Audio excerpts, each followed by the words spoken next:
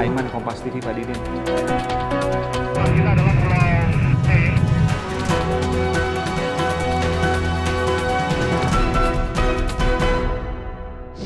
Saudara, kembali bersama saya di program Aiman bersama dengan 3 pimpinan daerah. Ada Pak Gubernur Ganjar Pranowo, Pak Kapolda, Pak Inspektur Jenderal Polisi Condro Kirono, dan Pak Pangdam Diponegoro, Pangdam 4 Diponegoro, Pak Mayor Jenderal Muhammad Effendi. Terima kasih Bapak-Bapak. Wah, terusnya Pak Ganjar di rumah dinas menerima saya. Saya ingin tanya Pak Ganjar, karena ini tahun politik, betulkah ini terkait dengan pemilu 2019, Pilpres 2019? Saya tidak berani berspekulasi terlalu dini. Saya tidak berani. Namun kita mencermati kondisi-kondisi ini di tengah situasi yang tenang, kok ada yang seperti ini dengan motif yang juntrungannya kemana kita belum tahu. Kalaulah kita mendeteksi katakan motifnya ekonomi, kok nggak dicuri? Kalaulah hutang piutang, nggak juga mereka. Kalaulah mereka geng-gengan juga tidak, itu ada pegawai yang biasa saja. Iya, tidak ada unsur-unsur itu. Maka kita belum menganalisis dan saya tidak mau cepat-cepat. Saya menyerahkan saja kepada kepolisian untuk itu. Tapi di antara kita sekarang, ya gubernur, bupati, wali kota harus berinisiatif untuk kita mengamankan sesuai dengan analisis yang dibuat oleh teman-teman dari kepolisian. Bahwa tadi harus lakukan pengamanan dan sebagainya, itu dilakukan. Maka saya perintahkan kepada kawan-kawan bupati wali kota untuk melakukan pengamanan ini dan tidak dalam waktu jangka yang pendek. Saya mengantisipasi sampai dengan nanti pemilu selesai. Karena yang seperti ini biasanya hangat. Ini kan gaya ninja ini. Gaya ninja? Iya kan? Seperti pada waktu reformasi juga pernah terjadi di Probolinggo dan lain sebagainya, mengatakan itu juga terjadi. Mungkin nanti saya ketanyakan mirip seperti apa yang terjadi juga misterius di Jawa Barat ketika ulama kemudian dianiaya dan seluruh pelakunya orang gila. Betul demikian Pak Kapolda? Ya, kalau yang di sini juga pernah ada kejadian seperti itu, tapi memang riwayat orang yang melakukan waktu itu penganiayaan itu memang baru keluar dari rumah sakit, ada listnya dari rumah sakit ada. Ulama juga yang kemudian dianiaya? Bukan ulama ya, tapi keponakannya ulama. Tapi pada saat itu ulama. Ya di Kendal juga. Orang dengan gangguan jiwa yang menganiaya? Ya. Ini di luar Jawa Barat, di luar Lamongan, ternyata di Jawa Tengah juga ada? Ada di Kendal. Di bulan yang sama? Di Kendal. Januari, Februari tahun lalu kurang lebih? Ya. Kalau kemudian dikatakan ini semua bagian dari proses yang kemudian menjelang pemilu 2019, karena Jawa Tengah dikatakan sebagai kandang banteng, di mana Pak Jokowi kuat di sini, kemudian hendak dibuat seolah-olah tidak aman. Bagaimana Anda menjawab itu? Kita mengantisipasi dengan cara-cara yang normal saja. Normal dalam arti penegakan hukum dilakukan, tugas pemerintahan sipil dikerjakan, begitu kan, backup TNI dilakukan, kita lakukan itu saja. Maka kita bertanya kepada masyarakat, kelihatannya seperti apa kondisinya? Apakah secara psikologis tertekan? Apakah takut? Itu dulu kita lihat. Saya lihat ekonomi berjalan lancar, mereka masih berjalan, oke. Berarti kita bertiga ini, dan tentu dengan dukungan masyarakat, kita bekerja semaksimal mungkin. Nah, tapi kita tidak bisa melepas dengan kondisi dan waktu yang hari ini terjadi. Artinya apa? Seluruh indikasi yang kita miliki, coba kita kaji, kita dalami, apakah kemudian ini saling terkait dengan situasi-situasi tertentu. Makanya saya tidak mau menarik-narik pada situasi apakah ini politik atau tidak.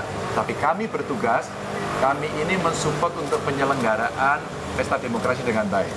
TNI mensupport agar aman. Polisi mengamankan agar tidak terjadi gejolak. Maka tugas kami sampai di Kalau begitu saya bantu dengan bahasa, ada indikasi tapi Anda tidak berani menyimpulkan. Terlalu dini untuk bisa menyimpulkan ketika kemudian kami belum bisa menemukan hasil penyelidikan yang cukup kuat. Mungkin begitu satu terbongkar, kami akan segera sampaikan pada masyarakat.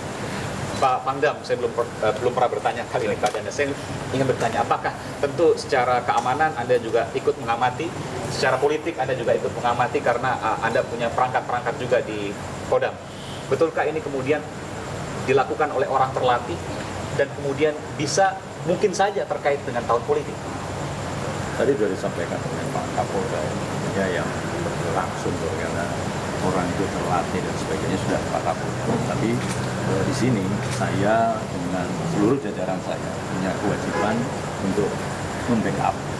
Artinya apa yang dilakukan oleh Pak Kapolda dalam hal pendekatan keamanan ini kami membackup dengan memberikan bantuan baik itu personil, bahkan mungkin ada beberapa peralatan atau perangkat yang disampaikan oleh Pak Aiman tadi kita berikan ke Pak Kapolda. Ada berapa personil yang dibantukan Pak dan berupa apa? Apakah hanya intelijen atau ada yang lain? Selama ini kita masih kondisi normal saja. Yang disampaikan bahwa kalau Pak Polisi punya Babin Kaptip, Mas. kami punya Babinsa, ada Kodim, ada unit intel juga. Itu normal saja. Jadi secara normatif masih menggunakan satuan-satuan yang organik di wilayah. Terakhir saya ingin bertanya mulai dari Pak Kapolda, apa yang dilakukan kepolisian, nanti saya akan tanya juga Pak Pangdam, juga terakhir Pak Gubernur, apa yang dilakukan oleh kepolisian untuk warga Jawa Tengah pada umumnya, dan mungkin saja mudah-mudahan tidak sampai melebar ke provinsi yang lain, terkait dengan bagaimana antisipasi, bagaimana penanganan, dan bagaimana mengamankan Jawa Tengah. Ya, ada 3 hal yang kita lakukan. Yang pertama tentunya kewajiban kita untuk melakukan upaya pengungkapan dari semua TKP yang ada. Kita lakukan upaya pengungkapan, itu kita bentuk tim Satgas khusus gabungan Polda dan Polrestabes, Polres Kendal, dan Gerobokan Semarang. Kabarnya Densus 88 juga sudah turun. Mabes Polri memberikan backup perkuatan juga. Dari Lab4 itu memberikan perkuatan juga. Sampai sekarang itu berjalan. Kemudian yang kedua, kita melakukan langkah-langkah preventif, pencegahan.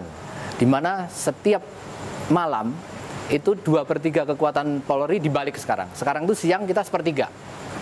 2/3 kita turunkan justru malam hari. Pada jam 12 malam itu kita mengintensifkan patroli. Kemudian yang ketiga, kita adalah upaya memberikan penguatan masyarakat. Ini yang sangat penting. Karena kondisi di lapangan saya lihat sendiri, waduh, kalau ini mudah sekali. Ini mudah sekali. Mobil di luar, di parkirnya juga ini mudah sekali. Satu-satunya jalan adalah masyarakat harus mampu mengamankan pemukimannya, rumahnya, harta bendanya. Pak Pangdam, apa yang dilakukan untuk mengamankan atau membuat rasa aman warga Jawa Tengah, tentu bekerja sama dengan Polri, tidak sendirian? Jadi disampaikan oleh Pak Bambang, ada 3 hal yang akan Polri, ya kita yang kedua dan yang ketiga. Yang kedua itulah membuat kebijakan yang sifatnya preventif. Ini membantu memberikan bantuan personel kepada personel Polri, dalam hal ini tadi mana yang perlu kita perkuat. Dan yang ketiga tentunya tadi memberikan dukungan, support kepada masyarakat bahwa nggak usah takut.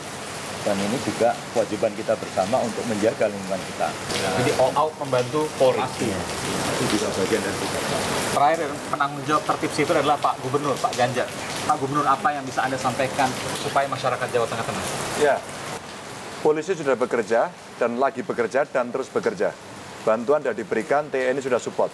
Saya terima kasih pada 2 rekan saya ini yang selalu mensupport kita. Nah, tinggal sekarang dalam tertib sipil, saya berkewajiban untuk berkomunikasi kepada masyarakat secara langsung terhadap pemerintah daerah, ya bupati, wali kota, camat, lurah, ya, kades, sampai RT. Termasuk pokmas, ya, kelompok masyarakat yang ada di tempat itu, tokoh-tokoh masyarakat, pemuda, agama, kita coba libatkan untuk kita berikan penjelasan-penjelasan itu. Untuk kita punya rasa handar beni, memiliki bahwa ini keamanan milik kita semuanya. Dan jangan biarkan pengacau ini berkeliaran. Kita tangkap bareng-bareng dan kita akan kejar itu. Optimis akan tangkap? Harus. Baik.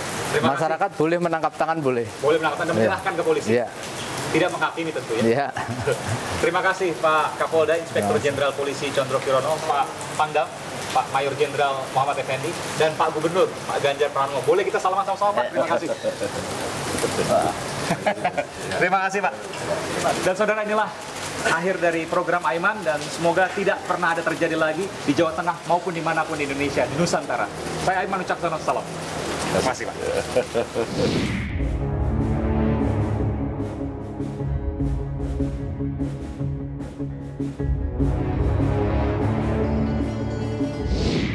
Saudara, puluhan korban dalam waktu 2 bulan. Punya pola yang sama, cerdik nan licik karena tak terdeteksi pergerakannya.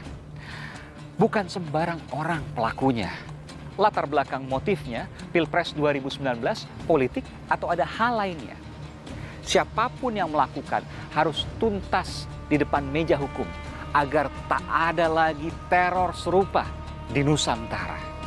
Tapi pertanyaan kini, Mungkinkah pelakunya terjerat? Saudara, saya Aiman Wicaksono. Salam.